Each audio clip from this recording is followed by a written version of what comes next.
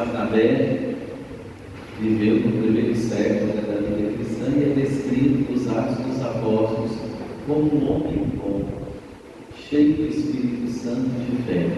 Eu costumo dizer que dizer a alguém, essa pessoa, a Maria, o José, era um homem e uma mulher boa, um ser humano bom. É um dos maiores elogios que o ser humano pode receber. São José era um homem bom, Isso também eu digo a ele. Lutemos no nosso caminho individual de conversão para que os outros possam nos reconhecer como homens e mulheres bons, como pessoas que marquem a vida umas das outras pela bondade. Uma pessoa boa é uma pessoa que marca a vida do outro pela bondade, e não pela maldade, não pelos pecados, não pelos limites, pelas manias, que cada um tem nas suas. Então aqui hoje estamos diante do apóstolo Barnabé, um homem considerado bom, justo, um homem de fé. E assim ele nos inspira também no nosso caminho de vida. Bem, queridos irmãos, aqui com famílias diversas de 7º dia, 30º dia, convocacionados aqui presentes, na caminhada da igreja vocacionada sacramentina, juntamente com meu irmão Padre Rui, enfim, leigos e leigas sacramentinos, guarda de honra. Tem algum jovem aqui da Juventude Eucarística, Gelson, nessa assembleia? Jovem da Juventude Eucarística, dos Gelson, enfim, representatividade dos ramos da família sacramentina.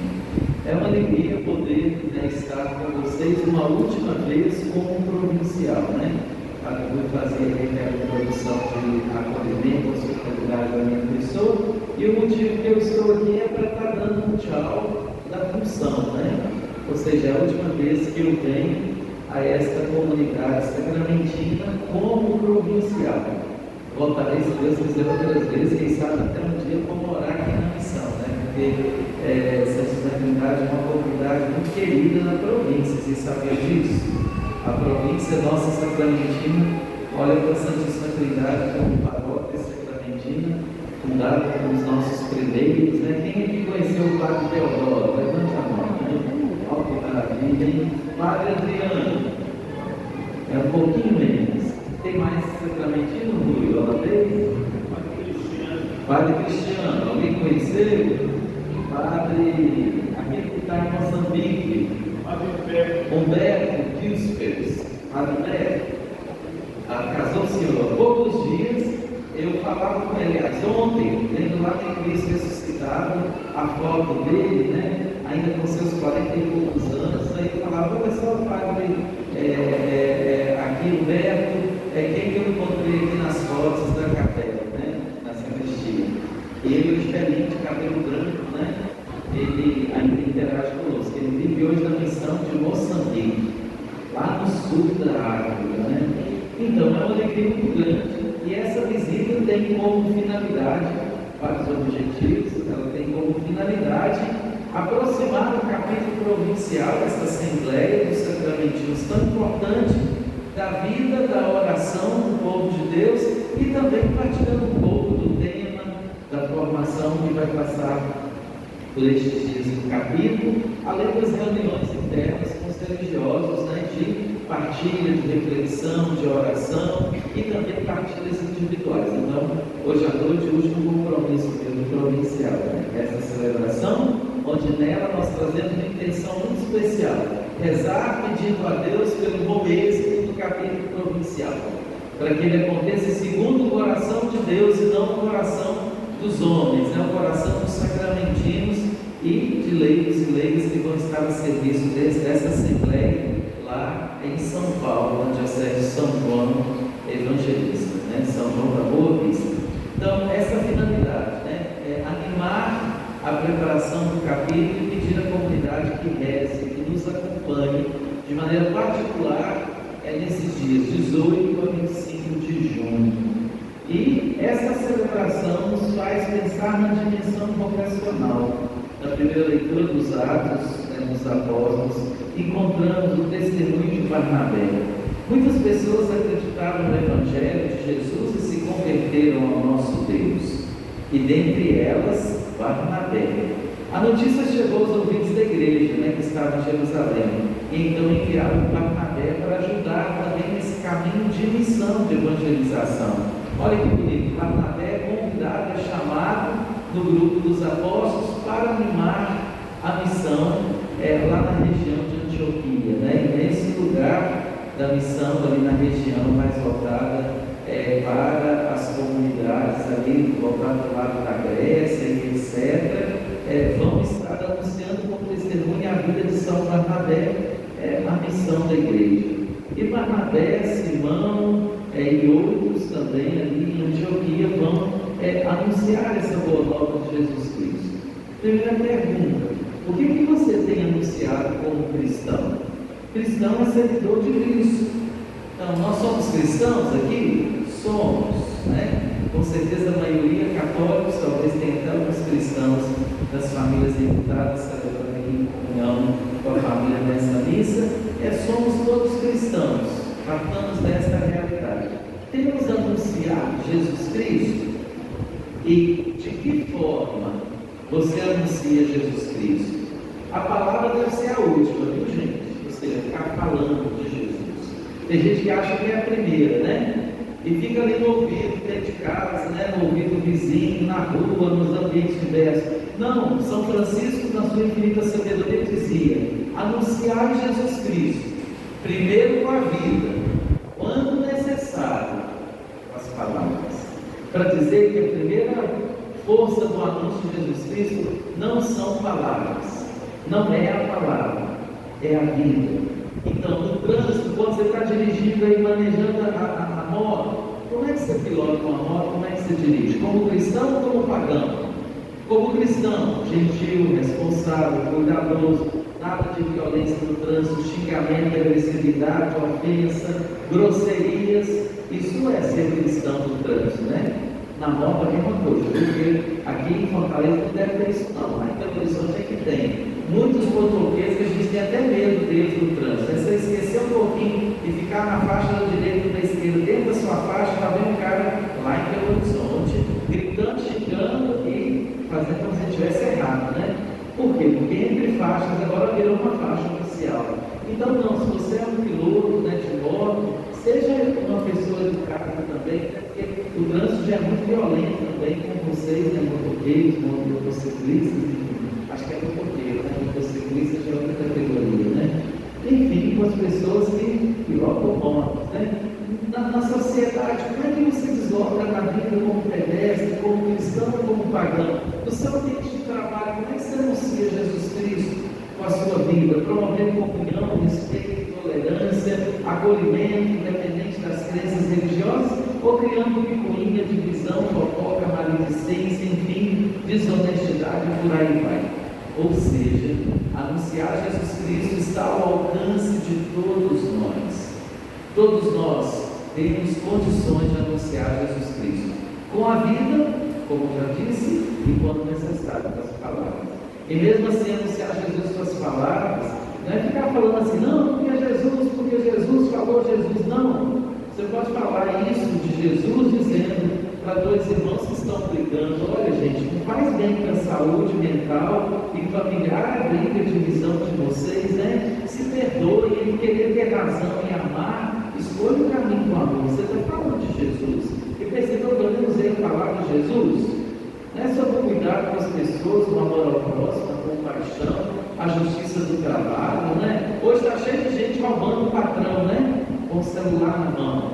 O que é isso? Você está lá de vida trabalhando e está, olha, o dedinho coçando.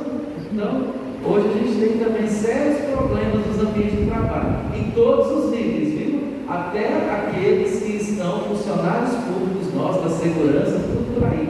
Todo mundo hoje é um pouco viciado, um pouco realmente desequilibrado no uso devido do celular, né? Ou seja, esse é o padrão da vida conjugal, da vida profissional, da vida familiar, enfim, do seu sono, não é mesmo? Hoje, quantas pessoas estão adoecendo a cabeça por conta do ladrão de sono, que é o celular? Então, tem um extraconjugal aí que não tem nada a ver com um homem ou uma mulher na relação, tem a ver com o uso indevido, excessivo do celular. Então veja, anunciar Jesus com a vida, meus irmãos, está ao alcance de todos nós. E assim Barnabé, movido pelo Espírito Santo, segue anunciando Jesus e nos perguntando de que forma nós temos anunciado Jesus.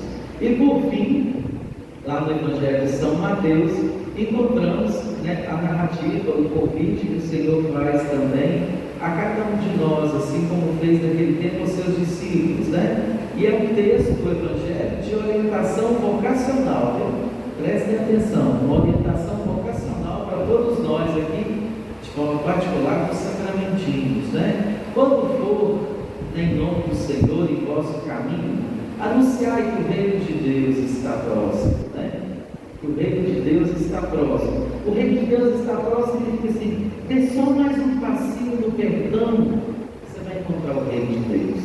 Dê só um passinho no amor, você vai encontrar o reino de Deus, vai promover. Dê só um passinho na paz, e você vai ver que maravilha que o convívio conjugal, familiar vai ficar. Ou seja, o reino de Deus está próximo. Mas nós temos que nos esforçar, dar um passinho para chegarmos a Ele, Por isso, curai os doentes, ressuscitai os mortos, ou seja, dê vida com o seu jeito de viver, purificai os leprosos, expulsai os demônios, ou seja, tira o mal. Olha o demônio da fofoca, o demônio da fake news, E dizem que agora esse ano há uma previsão meteorológica social que no segundo semestre vai aumentar muito o conflito entre familiares, entre amigos, dentro das igrejas e também nos ambientes de trabalho. Sabe que previsão meteorológica social é essa? Eleições 2026. Federal e estadual. E aí, será que você vai fazer parte das estatísticas dos briguentos, dos intolerantes, dos agressivos, dos que batem no peito e vão dizer: eu estou certo, você que é um ignorante, você não sabe nada, que absurdo, mas você não vê isso? Ou seja, eu falo aos irmãos, depois de tantos anos aí que a gente já está atravessando um tempo de intolerância, dá até preguiça encontrar gente assim no caminho, não é mesmo? Por isso, meu irmão, se você é apimentado, faz parte, vai fazer parte dessa estatística pelo seu jeito de lidar com as questões políticas e ideológicas do nosso país, por favor, ele deveria ter razão em amar, escolha amar, Escolha o caminho do amor. Porque depois que a gente estraga no convívio, as relações, fica muito difícil consertar.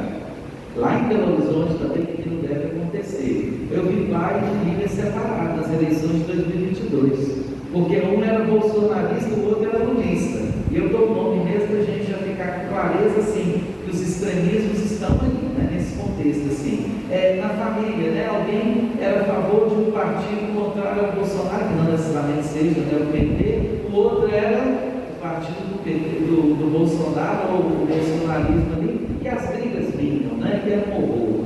E aí qualquer coisa era comunismo, então comunismo é qualquer coisa que opõe a quem não é favorável ao bolsonarismo. Então, pelo amor de Deus, meus irmãos, que entre nós cristãos não haja mais espaço para isso, sabe?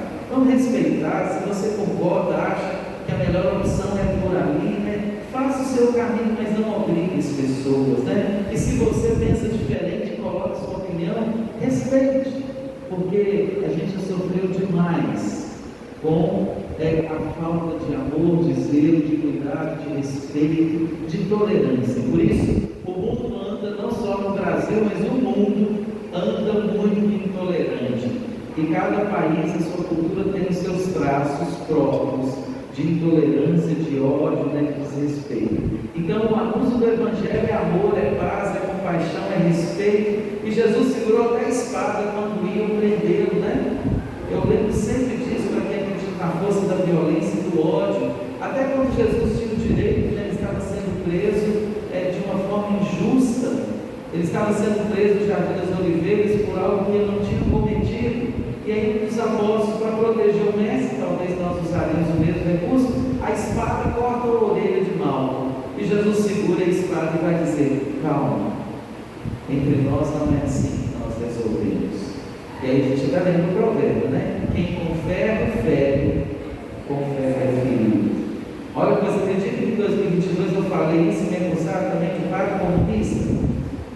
Então Jesus foi comunista, o que é dele, né? Quem com ferro ferido, ou seja, quem acredita na força da violência, né? Vai ser agredido. Quem usa da violência será também ofendido, ou seja, vamos voltar para o Evangelho e ver o que Jesus vai nos orientando sobre o respeito às pessoas. Então, vamos libertando os males, né, as doenças. Isso é uma doença, né? Intolerância, ódio, violência, é doença, né? Doença social que fica aí por aí, né? Criando uma espécie de pandemia entre nós. E por fim, Jesus vai orientando os discípulos, né? Quem tiver 2 túnicas, dê umas pessoas a quem não tem, não é? Não carregue pelo caminho da missão sacola, nem bastão, né? Porque o operário tem direito ao seu sustento, ou seja, não se preocupe com o que comer, o que vestir. Na missão Deus vai prover.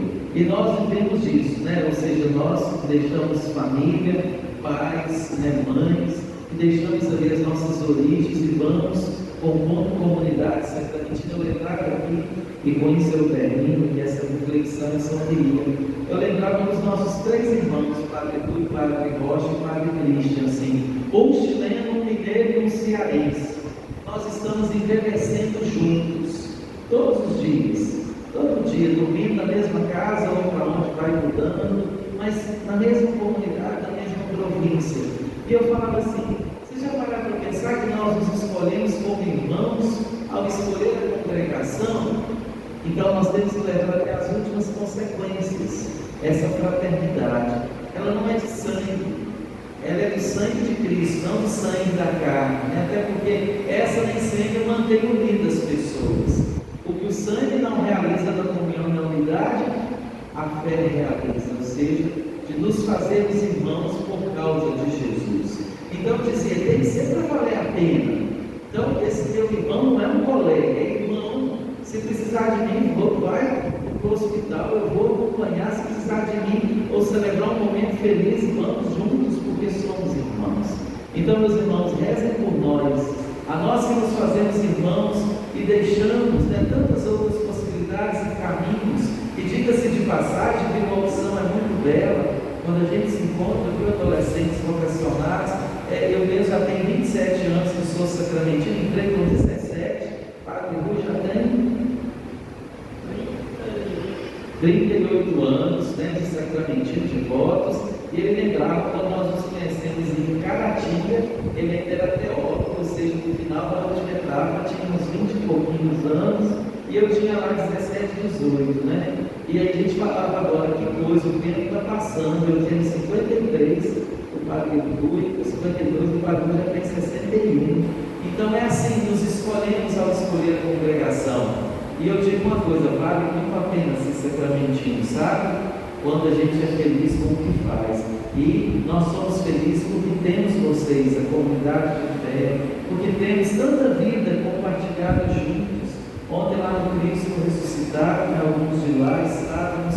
Como é bom ver o povo de Deus reunido, lutando juntos, trabalhando juntos, né? Aqui na matriz também vindo de outros lugares, ou seja, um dia quando estiverem no 7º dia nosso, como aqui hoje alguns estão, que possam então lembrar de nós como pessoas realizadas, felizes, como defeitos também, porque nós não somos santos, puros, como vocês, mas com certeza com o esforço de termos marcado a vida das pessoas muito mais pelo bem que fizemos e podemos fazer do que pelos erros e os males. Então, no instante de silêncio, nos preparemos para fazer as nossas preces, pedindo ao nosso Deus, o seu Santo Espírito, que Ele nos ilumine, as famílias enlutadas aqui no caminho que estão seguindo, agora, com os entes queridos de vocês, intercedendo junto a Deus, para que cada um saia melhor dessa Eucaristia, anunciando com a vida, quando necessário, as palavras, que o Reino de Deus está pertinho, ao alcance das nossas vidas.